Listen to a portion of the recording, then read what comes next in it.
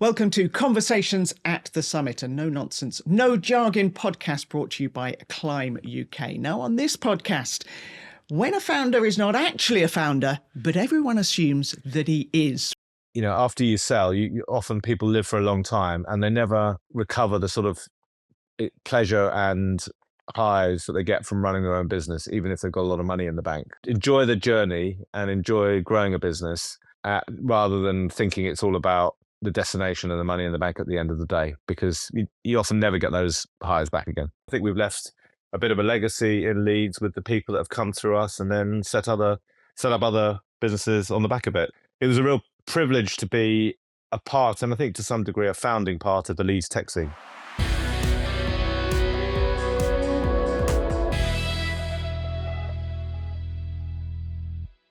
Well, joining us is Richard Flint, who turned Sky Bet from a company of around 80 people to 2,000 and more and sold it for billions. And alongside us, as ever, is the man behind Climb, Gordon Bateman. Richard, the reason I framed it like that is that I'm sure Gordon is not the only person who assumes that you founded Sky Bet, but you didn't actually, did you? No, that's true. We were, the business was founded as a small betting company called Surrey Sports that then was acquired by something called the Sports Internet Group, set up by people involved in free serve. And then Sky acquired all of that. And that was based in Yorkshire. And I was a sort of Sky person down in London and worked with the team up in Yorkshire as I was the guy at HQ working with them, and then hopped over the fence to work with the team, and then grew it from, as you say, a sort of relatively small company up to a big and successful company, which was a really exciting and enjoyable journey. So how did you do that? Because it was quite some growth. Yes, well, we had quite a long time to do it, which was good. So back originally Sky bought the business to focus on interactive TV betting. So you might remember, so people of my age and certainly older and maybe a little bit younger will remember that you used to be able to press the red button on your Sky remote and play Beehive Bedlam, and also for a while you could bet, and that was why Sky got involved in the business. The idea was that when Sky had the football rights, which they did, and owned a betting company, you could then essentially make money out of that content by driving people to bet off the back of it and steal a march on people like Ladbrokes and William Hill through that. So that was the original point of the business, and it worked for a while in the sort of early 2000s, but then it became clear that it was pretty slow and clunky, and our customers didn't want to interrupt the viewing experience of the rest of their family or friends that were watching the game with them. And it became clear that the technology wasn't going to be what we would be able to build on to make the company successful. People were starting to bet on laptops, and then obviously mobile came through later. So we shifted the focus of the company away from interactive TV, but to using the Sky brand and to develop our range of products across all the devices that were popular at the various times. So starting on laptops, and then latterly on mobile. And we really had to sort of transform the company into a top tier technology business, and alongside that, work out how to use the Sky brand and to work with our colleagues in Sky to differentiate us from the Ladbrokes, William Hill, Blue Square, Bet365 that were our competition along the way. And it took quite a while to get that going. We were, in a way, I think I was fortunate to be a bit out of the limelight. First few years we were not performing particularly well and missing targets, but we were able to build what turned out to be a really great culture and a really strong digital business. And I think if there's one thing I'd point to that made the company successful, it was that digital focus and the fact that we were a fantastic tech business, and being able to do that in Leeds and Yorkshire was part of the story as well. And I'm sure we'll come on to that. Yeah, I was going to go straight for that, actually. You didn't move, did you? Leeds was your headquarter, and actually it's become a very key employer in the area. And how important to tap into the tech skills and digital skills within the area? Actually, originally the business started in Harrogate. So there was a guy, Peter Wilkinson, who's a well-known Yorkshire entrepreneur that, as I mentioned, founded FreeServe, and he lived in Harrogate. and he set the business up there with some odds compilers from William Hill, that was based in Leeds, and some techies that he worked with at FreeServe and other places. We grew for the first sort of 4 or 5 years where I was in the role in Harrogate. But even though I love Harrogate and I like living there, you know, there's not a great pool of tech talent there, and it's not the easiest place for people to commute to, particularly as we were on the edge of town. So we moved the business to Leeds in around 2009. And at that stage, given that we were part of Sky, there were discussions about whether we should move it to London, where there's obviously huge Sky resources and staff. But I think it was really important that we stayed in Yorkshire and built our base there. And whilst, I mean, I think we did feed off the tech talent that was there, but we also contributed to the tech talent by training people and bringing people in from elsewhere in the UK, and at that stage also elsewhere in Europe. And whilst it was harder to recruit people, there weren't that many people in the area, and some would have to move. Once we got them there, and we built a really good culture where the tech team were really part of the business, and were really involved in the sort of bets we were taking and the excitement around the big days. We shared all the numbers with them, incentivized them around the performance of the business rather than just the delivery of tech. It really felt fundamental to the business, and I think that helped us keep people, helped us be a tech-oriented company, and really was a big driver of our success. And I think we've left a bit of a legacy in Leeds with the people that have come through us, and then set up other businesses on the back of it. So Infinity Works is a great example. That was all set up by people that worked at Sky Bet, and there are other examples as well. So it was a real privilege to be a part, and I think to some degree a founding part of the Leeds tech scene. It's interesting, Richard, because you talk about culture and you talk about that journey, and then, as you say, the spin-offs that have come from this. There's other analogies, isn't there, of other large organisations that have done the same, like Skype or whoever, where starts as a thing that grows and then other spins out. I think I agree with you 100% about the impact that you've had as yourself as an individual, but also the business to the whole ecosystem here. But just going back a step of, essentially you were like a startup business, a tech startup business in some respects, within a big corporate. What about the culture? Because often people think when we're acquired, because essentially it might look like that, the culture clash could be massive. How did you manage to keep that culture when you're now part of a very different organisation?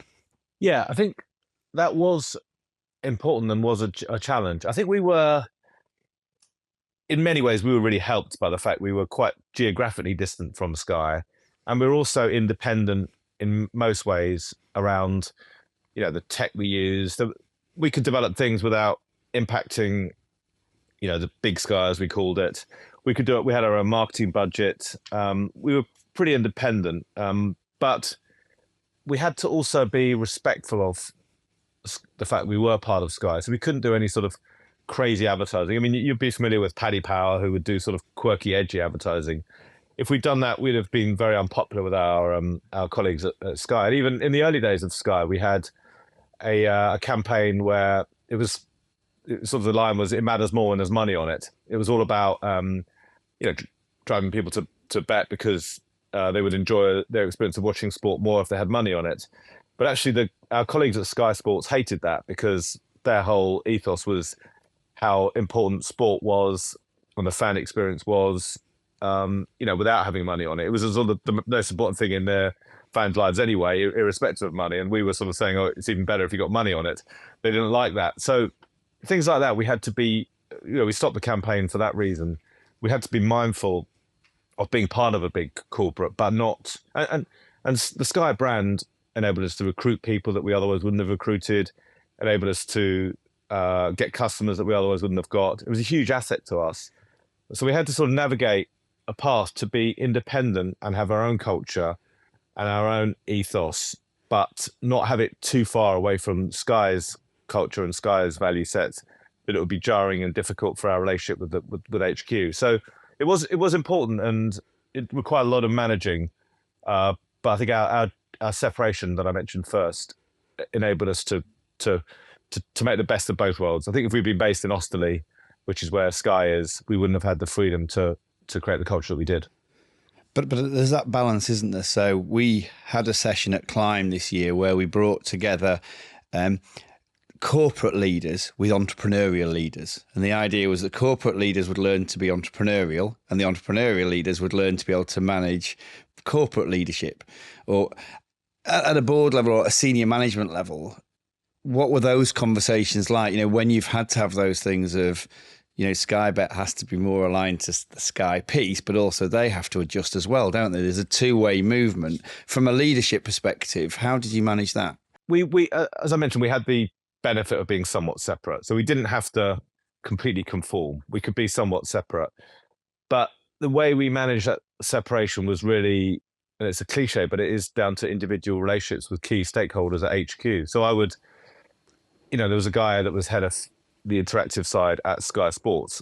Every Monday, I'd get the train down super early to go and spend 2 hours with him on a Monday morning. And we'd, you know, become friends through that. And he became one of our sponsors down in London. And before that, he was a skeptic. So, you know, there are other individuals as well. And we shared out the load amongst the senior team. I think we realized pretty early on that managing that culture and being empathetic to our stakeholders in London would be critical to our success. So we really invested in those relationships and made them like us, and made them understand what we were trying to do, and made them sort of feel connected to and part of our success, and thank them to their bosses so that it was you know, credited to them with our success, and really sort of help them help us, if you like. But we were very thoughtful about doing that, and we invested a lot of time and effort into it. And if we hadn't done that, we wouldn't have been successful. Obviously, gambling companies, there's always the addiction element. Gambling addiction is a problem. Was it a moral dilemma for you? And a secondary question to that was, actually being part of Sky made you take it even more seriously than maybe some other companies because of that bigger name that went with you? Yeah, both good questions. I think fundamentally, I never had a moral problem with gambling in principle. Like I would bet myself in the you know, a little bit before joining the company. I knew most of my friends bet modest amounts. I didn't really have any personal experience of addiction or around gambling, either myself or friends or family or anything like that. And I just thought of it, and I still do in the main, think of it as, for the vast majority of people, a fun, engaging activity that should be allowed and should be licensed anywhere, but particularly in the UK. I think in the early days of the company, we didn't really focus a lot on it. It wasn't really something that was in the media like it is now.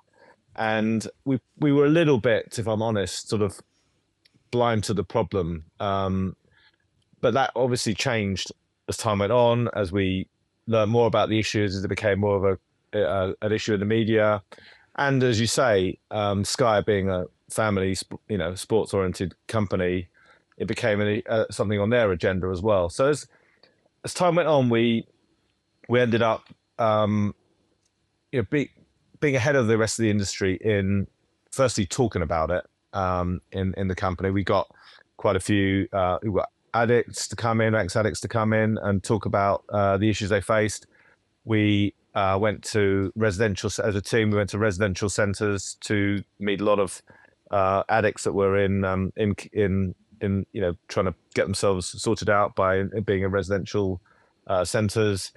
Engaged a lot with the regulators and became more proactive in encouraging people to stop gambling if it was clearly out of control, and then eventually actually proactively closing accounts that were out of control. And we did that ahead of the regulation that ultimately required companies to do it, which minimized the sort of the financial issues we had from that regulation, because we were ahead of it. So it was a bit of a cliche, but we went on a bit of a journey with it. I still think that gambling is, for the vast majority of people, absolutely fine and enjoyable. But I would say I've developed my understanding of addiction, and I do think that companies like Sky Bet do have a responsibility to look for and to take action when they see someone that is out of control with gambling, and that I wouldn't have necessarily thought that was our job at the start of the journey. I know, and being a leader in the space, in the industry, certainly helped us preserve our relationship with Sky, and ultimately meant that we were able to keep the relationship with Sky and keep the Sky brand that the company's still got today, even though it's no longer part of Sky.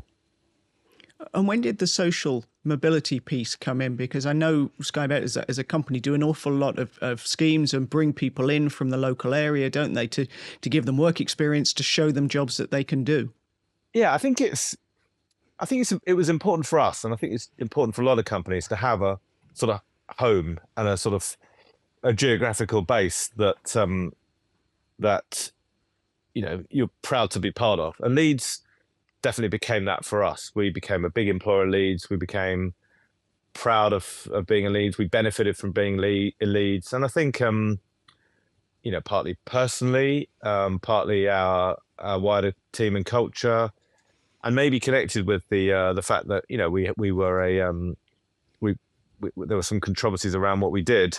All those things meant that we wanted to give back to Leeds and cement our reputation as a responsible business and a great employer. And that one way we could do that was by training up tech talent, and we tried to look for a diverse range of people to come into that pipeline. And we had programs at Sheffield University, which we paid for, and invested a lot in training throughout the whole company. And it helps build a great culture and helps us all feel good about the company we created.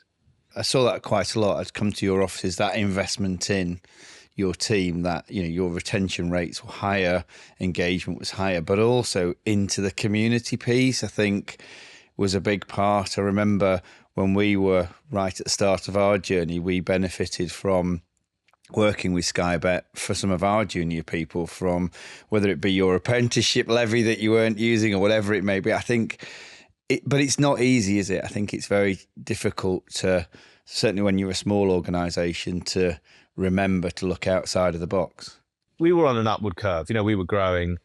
And I think if you can't do this sort of thing when you're growing on an upward curve and hitting your targets, then it's you can't really expect other companies that maybe you're taking market share from to do it. So we always felt it was a responsibility. I mean, I've always been someone that,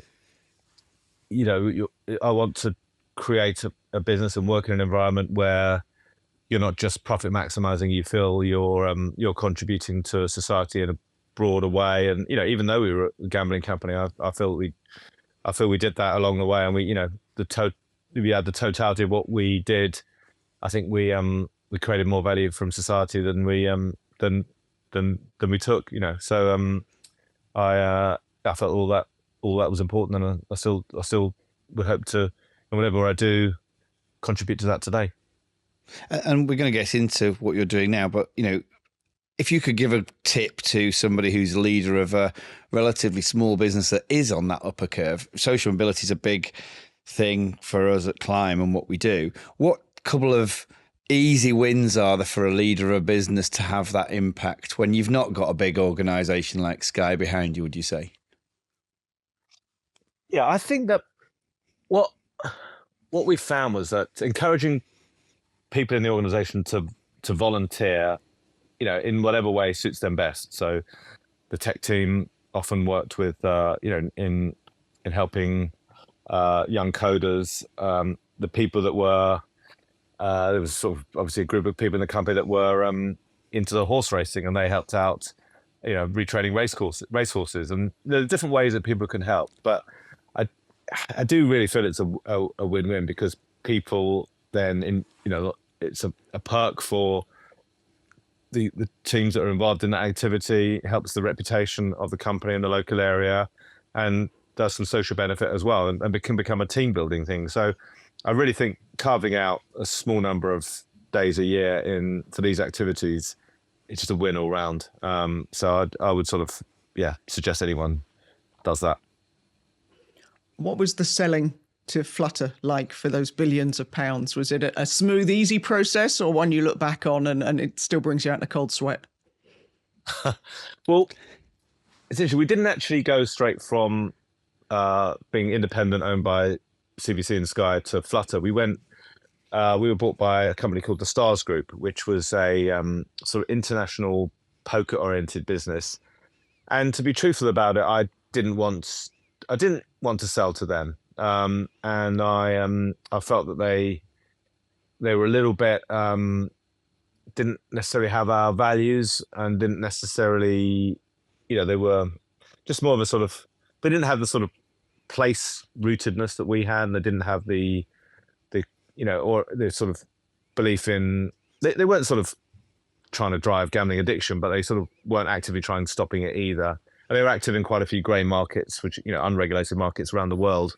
And I didn't think they were the right owner. And it wasn't my decision. And it was very difficult for me in that time, because I sort of, to a point, tried to discourage that sale, and then realized it was going to happen anyway. So I had to be as positive about it and supportive of it as I could, because people needed to feel like, our staff needed to feel good about it. Ultimately, then, I think the market realised that they weren't the right owner, and the Stars Group share price went down pretty substantially, and they were bought by Flutter. And I do think Flutter is the right home for the business. So I sort of had my own challenges on the way, and it's probably tied up with maybe there's some ego components in it as well, in that I was no longer going to be the leader of the company. We were going to be part of a bigger company. So I guess the lessons are maybe to sort of trust that maybe the market, or maybe other, some other forces will lead to the right outcome in the end. Also, I probably overestimated I thought if I sort of oppose this, it won't happen, which wasn't the case. And I maybe took quite a personal risk in some of that. But I felt I kept my integrity by saying it wasn't right for the business and wasn't right for the people, but then ultimately do my best to make it work when it was inevitable. So yeah, even now I've got quite a few different thoughts around it. And I think the business has ultimately ended up in the right place. And I've moved on to do other things. But whether I could have done things differently along the way, who knows? But it was certainly lots of ups and downs, but probably I knew, different founders. I know I'm not a founder, as you said right at the beginning, but it's often a very emotional and experience with lots of ups and downs. And certainly the sort of money in the bank account is pretty much always less of a high than people think it's going to be, and that was the case for me as well. So yeah, we could dig into any more of that if you want, but as you can tell, it's still something that I think about, and had lots of ups and downs along the way. And going back to the beginning of that, again, there'll be a lot of people, because of things that are happening in the economy now, thinking maybe it's a time to sell my business, to exit. I think we're seeing a lot more, or even to buy, albeit you say maybe it wasn't the right buyer. But timing wise, and what was it? Where did the decision come to say now is the time to sell? And then what was that process like? I mean, it wasn't my decision. I would have carried on running it. I really enjoyed the job, loved the company, felt it was like, part of me, and I would have carried on with it. But there was always going to be a sale process. We were owned by CVC, who, the private equity business, and they have a cycle where they buy and a cycle where they sell. And the market conditions were good at the selling point. So I think it was a reasonable time to sell. We had a sort of dual track thing where we were going to IPO, and that would have been my preference. I mean, actually, looking, so I was speaking to so many people now who are chief execs of public companies and find it very difficult. So I actually think in many ways it was a better outcome for me personally. May or may not have been a better outcome. Well, it probably was a better outcome for the company to be bought by the Stars Group, because of where things ended up eventually. Maybe so. To answer your specific question, I would say that lots of factors will impact it. The people I work with today, I work with a lot of founders at the moment, and what I would say is, after you sell, you often people live for a long time, and they often never recover the sort of pleasure and highs that they get from running their own business, even if they've got a lot of money in the bank. So I'd say to enjoy the journey and enjoy growing a business, rather than thinking it's all about the destination and the money in the bank at the end of the day, because you often never get those highs back again. You're now an investor in, you have, to put it mildly, a varied portfolio. You're definitely not one track of things. You've also got, you're involved with Leeds Angels as well, who are investing in companies. Are you enjoying that side of it? And what do you go for? What is it in a company that you go for, given the range of companies you've got? I've enjoyed investing. I really enjoy playing an active part in the companies I'm involved with. So Butternut Box and Seat Unique and Ride, which is spelled RYDE. So Butternut Box is online subscription dog food. Seat Unique is premium tickets, and Ride is indoor cycling, so spin studios in Leeds and Manchester. And there's 6 or 7 other companies that I've invested in, and I have had periods on public company boards. I found the public company boards quite frustrating and not very rewarding, just because it's often governance oriented and you're not actually involved in the decisions. I've loved working with Butternut Box, Seat Unique and Ride, and I would definitely want to carry on with that active role in those companies and maybe 1 or 2 more. And the investing side, I've also enjoyed that as well. You meet some incredible people doing great things, and you've got the privilege of being exposed to quite a few different companies. And the things I look for, I can't say I've 100% stuck to this, but things I look for is sort of general markets where I can understand what the product is and I can see the growth behind it. So premium dog food and tickets are, premium dog food and premium tickets, obvious where that growth is coming from. But importantly, the top quality people running those businesses that are humble enough that I feel I can add value to, and we can have a debate about different aspects of the business, and add value on those points are what I've looked for. I also tend to sort of start with a modest investment, and when I get to know the business and the people, put more in over time. And that's been a model that's worked with me with those 3 companies in particular. I remember a couple of years ago meeting you in a coffee shop, Rich, and I said, one of the things that I'm interested in is future angels, future investors, and almost in the investment circuit of doing what you were doing at Sky Bet. And you said, can I be a future angel? Because I need to learn as well. What have you learned over the last couple of years of actually doing this? Definitely part of it is, however good you are, you'll get some things wrong. It was some businesses won't work. And I think you have to just, actually just be relatively relaxed about that. It's so hard sometimes to feel you've got one wrong, but you just have to realize that sometimes just circumstances change, and business isn't successful, and it's nobody's fault in that.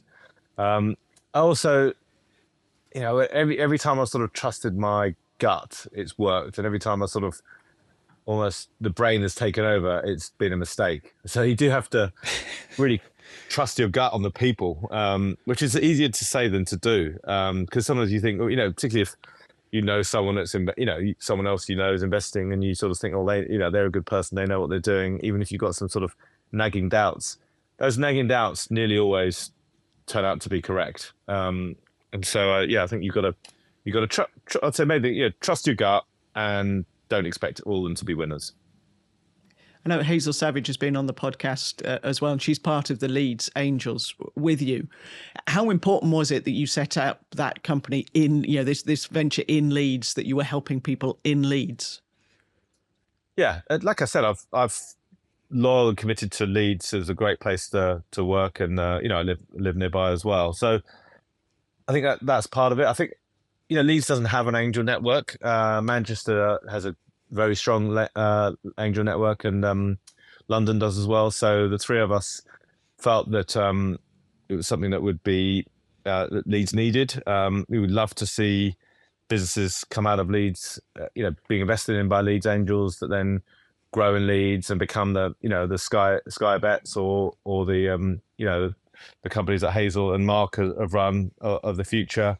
But it's important also that the 3 of us have actually founded companies, so we're not only we're not financial people, we're people that have founded and run companies ourselves, and Hazel and Mark even more than me, and I think that makes us if we do this right, it'll make us attractive to companies wanting investment, and will help us make better choices around what we invest in. So early days, but it's a privilege working with Mark and Hazel, and we're really looking forward to growing it. We've got lots of interest already from angels in the area, and more companies are coming to us as well. So I think it's really important that Leeds has an angel network. We've had a couple of sort of ventures that have started, not really got off the ground, and we really want to build on it and make it a success. It'd be great for the region if we can do that.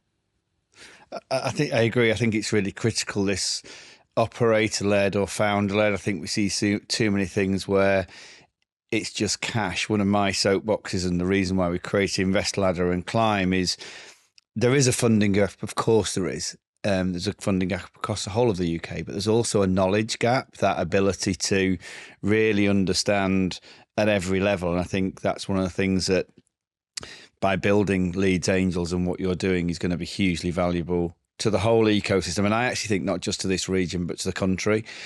How do you find deals? How as me as a founder, how do I find you if I'm looking for what I would call sophisticated money? Yeah, and just before I answer that, I just want to, something you mentioned a moment ago struck a chord. So my brother founded Trulia in America, so he's a lot more successful than me. Trulia was the sort of American version of Rightmove, and merged with Zillow about, 10, 15 years ago. And what I've seen in Silicon Valley is that the people that are the entrepreneurs that have been successful then become the angels. And not only do they provide money, they provide mentoring and expertise. I think that's a hugely powerful model, and that's what we've tried to do with Leeds Angels. And you referenced that. Sorry, what was the question you said again? I forgot the original question. How do you find it? Yeah, how do you find it? Right. Yeah. So we have a website. We're on LinkedIn. At the moment, everything comes to Hazel, and she's obviously very busy. But we can get in contact on LinkedIn or on our website. And we're getting a lot of decks at the moment, and Hazel's doing a great job of filtering them out. And then we have the sort of Dragon's Den type pitch and go from there. And just going back a step, because I know your brother as well, and I agree that thing. So now look at this from another perspective. So I think people can get involved in investing earlier than possibly they think. Yeah, they might have a high-paid job; they don't have to wait to exit. So, me as a potential investor, how do I better connect with you? How can I get involved in Leeds Angels? Yeah, I mean, to that point about investing sort of alongside your job. I never did that, but I wish I had. I mean, the EIS scheme is, if you're a higher rate taxpayer, the EIS scheme is great. I mean, essentially, it sort of roughly halves the cost of investing. So I would say, do some, if you've got some available cash, and these things do take 5 to 10 years to play out. So if you can put some money in, modest amount into startups, then you get the EIS benefits, and you may reap the rewards in 5 to 10 years time. And also on the upside, if those companies become successful, you don't pay capital gains tax. So it's a hugely beneficial way of investing if you're a higher rate taxpayer. There's a few ways to do it. You can come along to our sessions and get involved with Leeds Angels. There's also EIS funds out there that people like who are the people involved? Active Partners and Rockpool, and then many others that you can invest via, and sort of get a sense of things, where they essentially choose the investments or filter out the investments for you to select. There's various people doing this sort of thing, but yeah, I would say start modestly, get involved, and see whether you enjoy it and want to and get more involved over time. We've talked a lot on this podcast on other ones about giving back. You've also got a family fund, haven't you? The Flint Family Fund. Where we exited Sky Bet, wanted to do some philanthropy, and in line with some of the things I've said already, we wanted that to be Leeds focused. And Leeds is a fantastic city where like many cities, there are very wealthy parts and quite deprived areas quite close to each other. And I think in Leeds, I was conscious of that. And so we really wanted to do something focused on those deprived areas and focused on young people, because we grew up, our kids grew up in Leeds with a lot of opportunities that are not available to everyone else. So we set up a fund with the Leeds Community Foundation. I have to say, it was actually Tom Reardon, who used to be the chief executive of Leeds City Council, that recommended talking to the Community Foundation. And it's been fantastic to work with them. They help us choose. They help us look after. We put money into a fund that they look after, and then they help us pick out the charities to invest in. We together we decide what money to put where. We've supported 45 charities, from sort of dance groups to Leeds Power Chair, to basketball, to other music groups. It's amazing the people that run local charities in Leeds, and we've actually, with the Community Foundation's help, been to meet all the charities. We have a strong dialogue with them all. We had an event for all of our charities, bringing them all together, and it's been a great experience, and can't thank Leeds Community Foundation enough. So as you can tell, I'm an advocate of theirs, and would recommend anyone with who wants to set up a charitable fund to talk to them. And you can get involved with them modestly, or you can have your own fund, as we've done, and there are bigger funds than ours as well. Really helpful if you want to invest in the local community in Leeds. So you don't sound like a man who's got a huge amount of time on your hands, but what does the future hold? Yeah, I've been reasonably busy, but I'm sort of getting more busy because I'm involved with a group of investors that has taken Hargreaves Lansdown private. It's down in Bristol, has a lot of similarities with Sky Bet in terms of it being located in one place, being a tech business. It doesn't have the same controversies as gambling. It has, sometimes these things have other controversies, but the sort of purpose of the company, which is to get everyone's in the UK, or people with enough wealth to save and invest, is something that I'm a big believer in. Getting involved in that with including with CBC, who invested in Sky Bet. So just starting out on that. So I'm getting the cross-country train down to Bristol every other week, and exciting to get involved in a new thing and feeling animated by that. But it's also challenging as well to do that alongside do that in a different way. I'm not the chief executive there, so influence the company without spending every waking hour on it. Excited about learning a new industry and helping a new company get on an even better path that it's been on. So one of my takeaways from that, of many, but one is successful leaders travel. They get on those miserable trains and go to where they need to go to. One of the things I sometimes get frustrated around of people in the regions is, I have to go to X, that's just a function of the job, isn't it? Yeah, exactly. It's not the worst thing in the world. I mean, I don't mind getting a train, and I'm lucky enough that I can do it from a family point of view. Our kids are in their teenager, university and stuff like that. So it's not like you're going down a mine, is it? I mean, it's not the worst thing in the world. You do meet some people that complain about having to get on the train to London to raise money, but it's nothing really. It's 2 hours down from Leeds, and in America that would be we'd be almost considered a suburb of London, wouldn't we? I'm sure our Yorkshire listeners will hate me saying that, but it's not. We're a relatively small country, and sometimes you have to go where the businesses or go where the money is. Absolutely. I think we've got to amplify that message more of, you wouldn't ask the steel industry to move south, or, it is what it is. And it is on our doorstep, in our currency, in our language, and arguably in a very similar culture. Let's use that and not worry about it. Finally, Richard, we started with the fact that you weren't quite a founder. You went in very, very early, but you weren't a founder.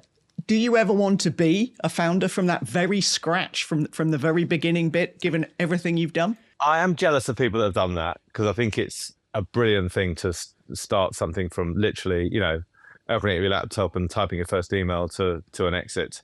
I think it's probably too late for me, to be honest. I'm not sure I have that in me. I admire, respect people that have that, but I probably think it's you need to be driven, and there's a lot of sacrifice to that, which probably isn't ahead of me. You never know, but it's not currently in my plans. But full respect for people that have done that. Richard, thank you so much for your time. Good luck with whatever the future holds. It sounds like it's going to be a busy one, whatever it is. Great. Nice chatting to you. Join us again for Conversations at the Summit.